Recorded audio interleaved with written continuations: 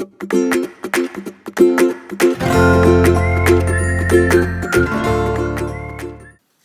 lovelies, it's Emma from Doodles of Wiltshire. I hope that you are well. If we haven't met yet, I raise mini to medium Cockapoo puppies and I'm based in Salisbury in the UK.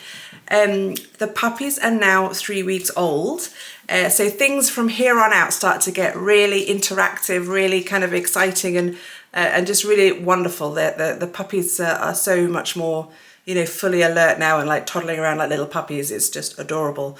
We've had another great week, and this coming week, now that they're 3 weeks, we are going to be relocating them from my study upstairs down into my kitchen downstairs, which is where I am currently. So I'm going to show you what's involved in kind of making that happen. There's a few things that need to kind of switch around. It's a bit of a process, but it's worth it. Their ears are open now, so the puppies really benefit from being in the heart of the home, hearing all of the sounds from kind of like family life really, and family comings and goings, etc. Also this week we will be introducing a potty area into their whelping box. They now like know that they need to kind of move away from where they sleep in order to toilet, so great time to start getting them used to potty training. We are also starting this week the exposure to loud noises and introducing items into their like whelping box, novelty items into their whelping box each day. Things for them to just kind of like sniff and kind of get familiar with really. Also this week I will be reaching out to all of the families who have a puppy reserved on this list. So that will be with regards to them visiting and selection, etc. So that's really exciting. I can't wait to meet some of these families in person. We have 2 puppies available still. They're girls. We will know soon, within the next kind of like week to 10 days, we will know which girls are available. And I will be sure to come on here, as I said last week, show you them. I really want them to find fantastic homes. These are mini to medium Cockapoos in beautiful kind of apricot to red kind of colour, health tested parents. They'll be about 8 to 10 kg. They're just like really so fabulous, and I'm raising them to all of the kind of highest standards with regards to socialisation, etc. So it's going to be a busy week, but I'm excited to kind of show you all the stuff that's happening. So before we get into the video, I just wanted to kind of show you them all off really. So we have, this is Ivy. Hello, baby girl. Hello. This is Poppy. This is Tilly. This is Rosie. And this one is Charlie, our boy. And then we have Blossom. Here's Blossom. She's the one that has the most different face, I think. So Blossom is the lightest. I think she's going to end up more like her mum's colour. Tilly is the darkest. But there's not much in it, as you can see, in terms of the shades between the others. But they are just gorgeous. So wonderful. And it's getting all of this interaction happening now, which is fantastic. Just how they change is just every week they're bigger, every week they're doing new things. It's always just such a joy, such a privilege to raise these little ones. Ivy. So Ivy's yellow collar. Charlie's red collar. Tilly is blue collar, light blue. Blossom is pink collar. Hello. That face. And then Rosie is, come here. You guys, what are you guys doing? Rosie, are you playing? Has she got your tail? Poppy got your tail? That's Rosie. And then Poppy over there in the green with the green collar. Oh, hello, Charlie boy. Hello, Charlie boy. Are you gorgeous? Yes, you are. Yeah, lots of this like mouthing one another. All this is got lots of good kind of just socialisation with their siblings, really.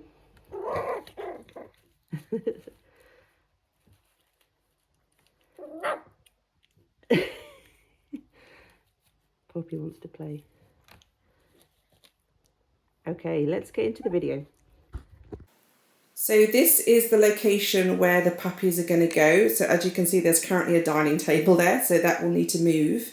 So I'm going to kind of show you this little sort of, it's almost like a jigsaw type thing, but the whole kind of switcheroo that happens to make it possible for the puppies to come down here. So this table here will move to our lounge. There's the girls.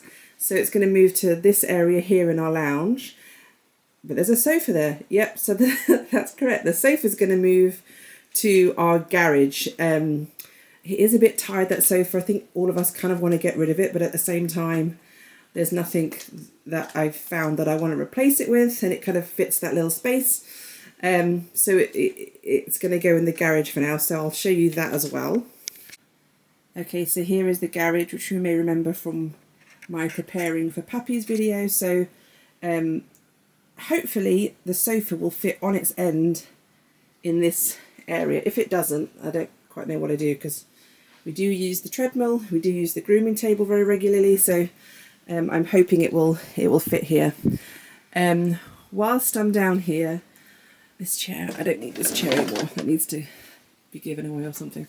So here are my litter trays up here, so I'm going to be taking those down because they are going to be introduced this week, in fact today. So we are starting the potty training, so it starts pretty early, it starts at 3 weeks.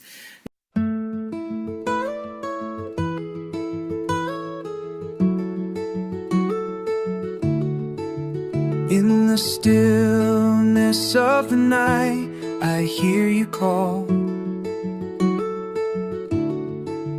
Every whisper echoes. Well, that was a relief. It wasn't too difficult.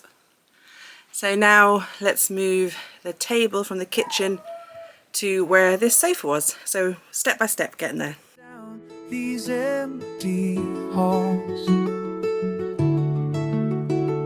the shadows dance with memories too bright to fade. Leaves fall gently from the branches of the life we made. But there's a fire within, though the cold winds blow. I'll find the truth in dreams where only we can go. I am hollow, but still alive and breathing. Okay, so that's the table moved. So now we're going to clean the floor in the kitchen, and then this big space here will have the whelping box in it. If only you could just click and it happened, you know, but we all know that's just social media magic. Carved deep with scars, yet my heart still believing. Holding on to flames, burning bright in the dark. Even in this void, I'll keep searching. Okay, while we're just letting the floor dry, and before I bring the whelping box down and the puppies down, I'm actually gonna mix up a load of their food, their kibble that they're gonna start having very soon. So they're super close to start weaning. Between 3 and 4 weeks is when you generally want to start weaning. So I have goat's milk and I have some kibble, but I need to grind the kibble down so it's very much like a slop, basically. There's no polite way of putting it. It's very runny, their first food that they have. I may include it in this video. We'll see kind of how long this overall video is. Otherwise, I'll be sure to show you them having their first meal in next week's video. But grinding up the kibble is incredibly loud. I have not got the biggest blender either, and so I kind of have to do quite a lot of small batches. And so I'm going to start doing that before I bring them down, because whilst their ears are open and it's great for them to hear stuff, I also don't want to scare them on their first. Just relocating, they will be aware that their whelping box is relocated, and that's kind of, you don't want to stress them out, so that's quite a lot in one day. So I don't want to also have them have 20 minutes of blender noise at the top volume. So let's get that kibble ready. Okay, so I have my blender and I have some kibble, and I'm going to try and maybe do it a mug at a time.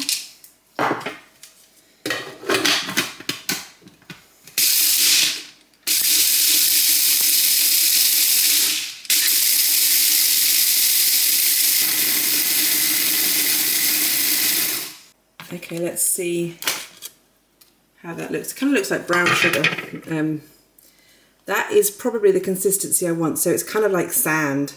Obviously, as the weeks go on, you would blend it less, grind it down less, and as their teeth are getting, they're getting better at chewing and eating, you obviously eventually want to get it all the way to being just kibble. I've got this big pot here that I'm going to put it all into. You'd be amazed that they can, if I fill this up, they can get through that in like a week, if not less. It's crazy. So I am making this stuff up quite regularly, but it's good to have like a big load kind of ready to go, because it doesn't take long before they're on 3 meals a day. For a spot, scarred and weary, this heart still beats alone. Each breath a testament to the love we've outgrown. Roots hold tighter, wrestling against the storm. Though the world feels hollow, somehow we stay warm. Letting go, but still I grasp your fading light. In this emptiness, I'll fight through the night. I am hollow, but still alive and breathing. Carved deep with scars, yet my heart still believing. Holding on to flames, burning bright in the dark. Even in this void, I'll keep searching for a void.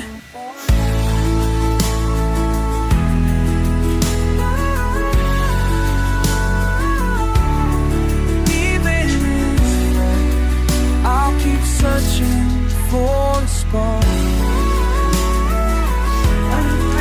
so I'll carry you with me through the vast unknown.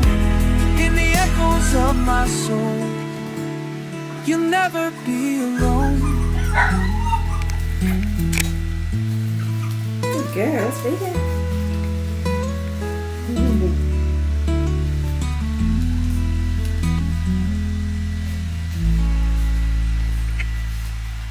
Good girl. Okay, we've got some puppy mush, their first puppy mush. Let's see what they make of it. Puppy, puppy, puppy. Oh, they're licking. We have licking. Tilly's licking. I think that. Charlie's licking. Let's just move them around it. You kind of have to pop their noses into it. Okay, yeah.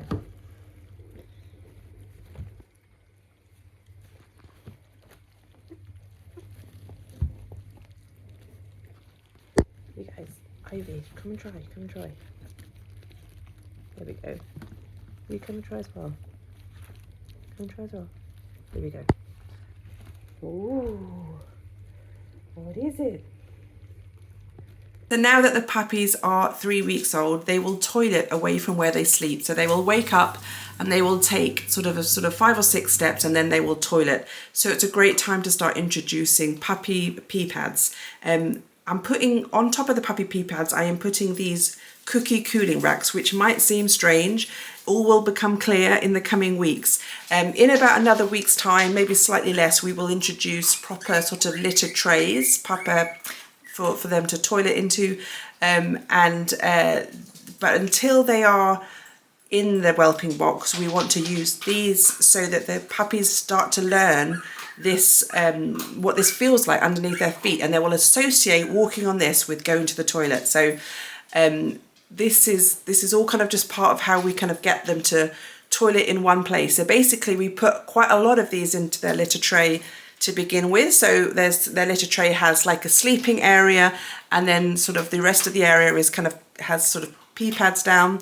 As each week goes on, they will toilet further and further away from where they sleep, and you'll be able to take away these extra sort of litter trays, or just have one kind of area that they'll go to. And then we'll also then transition to working on them doing it outside. Now, you know, when they get to 8 weeks, whilst they'll be on their way to being toilet trained, they will still you know, have a transition phase to their houses. They will probably regress a little bit, and you know, puppies will have accidents, you know, for quite a few months. It isn't an overnight sort of work, you know, one day it suddenly all works kind of thing. It takes progress, and it takes some time. But we do everything we can in these first 8 weeks to really try and set them up for success, and help them to just kind of learn like they go in a certain place. So we do our best to kind of get them ready for their families. But yeah, there will still be accidents that happen. It's you know, it takes time. So you can see here there is a few spots where they have already been using them. You might even get a demonstration here now live, but this is basically they'll sleep, they'll wake up, they'll come over here and they'll toilet basically. And as the weeks go on, as I say, we will only need one of these in a corner, and that's where they'll go. They're very, very clever how they manage to do it. It's incredibly impressive, really.